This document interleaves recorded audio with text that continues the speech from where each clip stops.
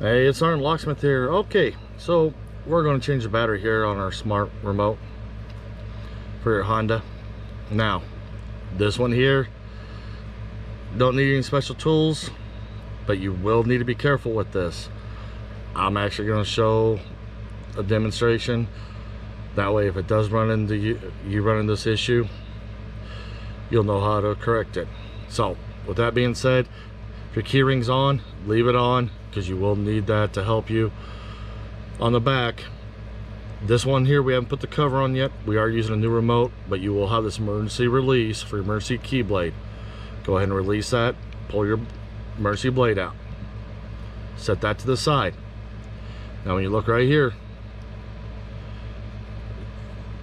this is where you want to put your thumb in here and a finger, and you're just going to push the two apart from each other like so. We just did that. Now the back you want facing up, because if you do it right, you can put your finger on the back here, and by you holding it back here, you're keeping your buttons. Now you notice these buttons fell out of place. This is what I want to show you. But before we get to that, if your buttons remained in place, it's a CR2032. You're going to take your battery, put your new one in. You'll notice you have the little indentations here to hold the battery. Go and put it in, push down. The battery will sit cocked for a little bit, but the back of the housing is what holds that in. So we're going to show the buttons now that the buttons were actually popped out.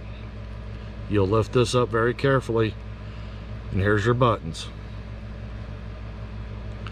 You can do this without any tools, just using your finger. You're going to slide them back in. Sometimes this little piece here wants to move, because you got a solid button, and then your two smallers and the smaller one. We've got them back in place. You do notice it does sit right here. There's our little indentations for all of these, so we should be good there. Go and take your remote guts, put it on there. It will only sit in one way. Now that you got that, go and put the back part of the remote housing on there. Go ahead and gently squeeze it.